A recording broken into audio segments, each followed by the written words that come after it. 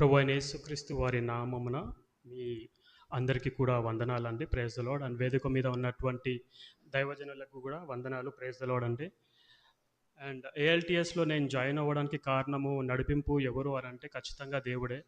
ఎందుకు అని అంటే దాని బ్యాక్గ్రౌండ్లో ఉన్నటువంటి టెస్టిమనీ షేర్ చేసుకోవడానికి దేవుడు ఇచ్చినటువంటి అవకాశాన్ని బట్టి దేవునికి కృతజ్ఞతాస్తుతులు చెల్లిస్తున్నాను. అదేవిధంగా ఏఎల్టీఎస్ డైరెక్టర్ గారికి కూడా కృతజ్ఞతలు తెలియజేస్తున్నాను. సో మొదటిగా నా పేరు కంచర్ల సాయి కిరణ్ అండి. నేను హైదరాబాద్ వాసిని. నేను మరి అన్య కుటుంబంలో నుంచి ప్రభువుని రక్షకుడుగా అంగీకరించి వచ్చి ఉన్నాను. నా స్నేహితుడు మరి సువార్త చెప్పడం ద్వారా సంఘానికి తీసుకెళ్లడం ద్వారా ఆ విధంగా ఆ సంఘానికి వెళ్ళి మరి వింటూ వినుట వలన క్రీస్తుని గురించిన విశ్వాసము కలిగింది.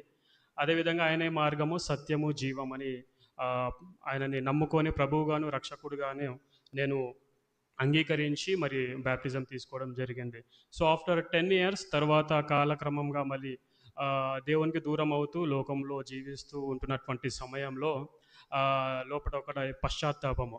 సో రక్షణ నిజము గనుక మరి పరిశుద్ధాత్ముడు మనలో ఉన్నాడు కనుక ఇచ్చినటువంటి కన్విక్షన్, ఒక ఒప్పుకోలు ఇస్తున్నాడు. నేను నా పాపంలోని అవన్నీ కూడా ఒప్పుకొని మరలా దేవుని దగ్గర వేడుకుంది ఒకటే, ప్రభువా లోకంలో నుంచి పిలుచుకున్నావు, నేను మరలా లోకంలోకి వెళ్తున్నాను. సో నేను పశ్చాత్తాపడుతున్నాను, ఒప్పుకుంటున్నాను.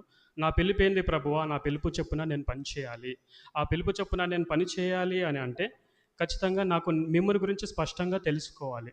మిమ్మల్ని గురించి స్పష్టంగా తెలుసుకోవాలి అని అంటే లేఖనాల్లో మిమ్మల్ని గురించి బయలుపరచబడింది. తండ్రి, కుమార, పరిశుద్ధాత్మగా మిమ్మల్ని గురించి మీరు బయలుపరుచుకున్నారు. సో అది నాకు అర్థం అవ్వాలి ప్రభువా. నాకు వాక్యము అర్థం అవ్వడం లేదు. మరి ఏంటి ప్రభు? అదే సమయంలో అటు బైబిల్ పైన అది సంఘాల్లో కానీ సంఘం బయట కానీ దాడి జరగడము, అదేవిధంగా క్రీస్తు దైవత్వం మీద కూడా దాడి జరుగుతూ ఉన్నప్పుడు నాకు అనేకమైనటువంటి ప్రశ్నలు ఎదురయ్యాయి.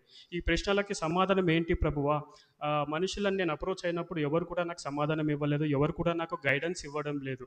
సో ప్రతి ఒక్కరు ఏ విధంగా అయిపోయిన సిచ్యువేషన్ అని అంటే ప్రతి ఒక్కరు జ్ఞానంని వారి దగ్గరనే పెట్టుకోవడము, ఇతరులతో పంచుకోకపోవడం ఈ విధంగా అవుతా ఉంది. అండ్ ఆల్సో ఫెలోషిప్ అనేది only restricted and limited to Sundays. So అలా అయిపోవడం ద్వారా నాకు ఏమీ నేర్చుకోలేదు. నేను దేవుని గురించి, వాక్యం గురించి ఏం నేర్చుకోలేదు. సో దేవుని నేను ఒకటే అడిగాను, ప్రభువా బైబిల్ యొక్క భాష నాకు అర్థం అవ్వాలి, రాసిన విధానం, రాత శైలి, అందులో ఉన్నటువంటి పదాలు నాకు అర్థం అవ్వట్లేదు. సో ఎందుకు అందరికి అర్థమవుతుంది, నాకెందుకు అర్థం అవ్వట్లేదు? సో ఎందుకు అని ప్రార్థన చేసుకుంటున్నప్పుడు, ఆ విధంగా పశ్చాత్తాపడుతున్నప్పుడు ప్రభు నేను అడిగాను, నా పిలుపు చొప్పున నేను పని చేయాలంటే నాకు వాక్యం అర్థం కావాలి, మిమ్మల్ని గురించి స్పష్టంగా నేను తెలుసుకోవాలి అని. సో ఆ టైంలో సహోదరి లావణ్య అని కల్వరి బైబిల్లో కాలేజ్లో తను సిటిహెచ్ చేశారంట.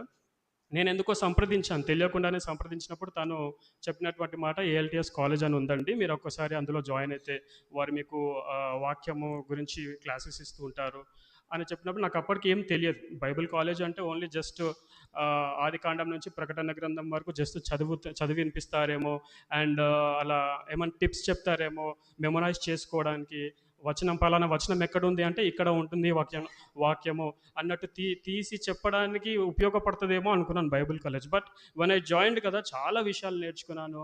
చాలా నాకు ఉన్నటువంటి క్వశ్చన్స్ అన్నీ కూడా వెళ్ళిపోయాయి. సిస్టమేటిక్ థియాలజీలో, దైవశాస్త్రంలో త్రిత్వము గురించినటువంటి క్రీస్తు దైవత్వం గురించి కానీ, pneumatology and anthropology and at the same time hermeneutic subjects, ప్రవక్తల గ్రంథాలు ఏ విధంగా అర్థం చేసుకోవాలి, ప్రవచన వాక్యాలు ఏ విధంగా అర్థం చేసుకోవాలి, ఎన్ని రకాల ప్రవచనాలు ఉన్నాయి, సో ఎలా వాటిని ఇంటర్ప్రిట్ చేసుకోవాలి, తర్వాత క్రిస్టియన్ ఎథిక్స్, ఇవన్నీ కూడా చాలా నాకు దేవుడు నేర్పిస్తూ వచ్చాడు, గైడ్ చేస్తూ వచ్చాడు. మనుషులు గైడ్ చేయనప్పటికీ కూడా దేవుడు ఇక్కడ ఎల్టీఎస్ కాలేజ్లో జాయిన్ చేయించి ఇక్కడ నన్ను నడిపించడం జరిగింది. సో ఇక్కడ టీచింగ్స్ అనేది నేను గమనించింది ఏంటంటే స్క్రిప్చర్ బేస్డ్ టీచింగ్స్ అనేది వీళ్ళు ఇస్తున్నారు. అండ్ ఆత్మచేత నడిపింపబడి మళ్ళీ ఎలా ఉండంటే పరిస్థితి, come back to the word of God, దేవుని వాక్యం దగ్గరికి రావడం. అక్కడికే నేను అదే అడిగాను, అదే జరుగుతూ ఉంది ఇక్కడ. చాలా సంతోషపడ్డాను, ఎందుకంటే నేను మిగిలిన కాలేజెస్కి కూడా వెళ్ళాను. నా స్నేహితులు కొంతమంది ఆఫ్లైన్ కాలేజెస్ చేస్తున్నారు, ఆన్లైన్ కూడా చేస్తున్నారు. నేను కొన్నిసార్లు ఆఫ్లైన్ క్లాసెస్కి వెళ్ళి కూర్చున్నాను ఫ్రీగా రమ్మంటే. బట్ నేను ఇక్కడితో టీచింగ్ని పోల్చుకుంటే అక్కడ చాలా డిఫరెంట్గా ఉంది. Subjects are same, but the way of teaching, the way of చెప్పడం కానీ, ఆత్మచేత నడిపింపబడి అండ్ ఆల్సో సత్యవాక్యంను కాంప్రమైజ్ అవ్వకుండా చెప్పడం చాలామంది చేయట్లేదు. కొన్ని విషయాల్లో కాంప్రమైజ్ అవ్వడం. అండ్ ఇక్కడ టీచింగ్స్లో కూడా ఒకటి ఏంది అని అంటే ఇన్ అండర్స్టాండబుల్ వేలో టీచ్ చేస్తున్నారు. ఆ పదాలు ఉపయోగించే పదాలు కానీ లేకపోతే ద వే ఆఫ్ టీచింగ్ కానీ అవంతా కూడా మాకు అండర్స్టాండింగ్గా ఉంది. And easy to remember and memorize చేసుకోవడానికి కానీ ప్రతిదీ కూడా నాకు ఆ విధంగా చాలా ఇక్కడ నాకు నేర్చుకున్నాను. అండ్ ఇక్కడ నుంచి నేను నేర్చుకుంది ఇంకొకటి ఏంటి అంటే put the word of God first, practice into practice and then share with others. ఒకటి ఏంటంటే నాలెడ్జ్ని పొందుకొని నాలెడ్జ్ని అందించడం కాదు, కానీ నేను పొందుకున్న నాలెడ్జ్ని నేను ప్రాక్టీస్లో పెట్టి మాదిరిగా జీవిస్తూ ఇతరులకు అందించాలి. అదే నాకు ఎబెనెజర్ సార్ గారు కూడా క్లాసెస్లో చెప్పడం జరిగింది. అండ్ నా నెక్స్ట్ స్టెప్ దీని తర్వాత ఏంటి అని అంటే ఖచ్చితంగా దేవుణ్ణి అడిగినప్పుడు ఇక్కడ నడిపించాడు కాబట్టి then I will continue the courses.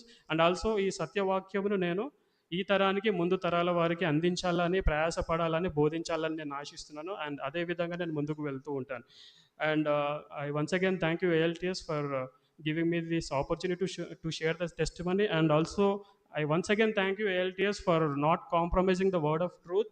And అదే మాకు అందించినందుకు చాలా చాలా థ్యాంక్ యూ. అండ్ ఫీజు విషయంలో కూడా చాలా ఫినాన్షియల్గా మాకు హెల్ప్ చేశారు. మా మా పరిస్థితులను అర్థం చేసుకున్నారు. Thank you so much. సమస్త మహిమ ఘనత ప్రభావం ఆ దేవునికే చెందును, ఆయనకే చెల్లిస్తున్నాను. ఆమేన్.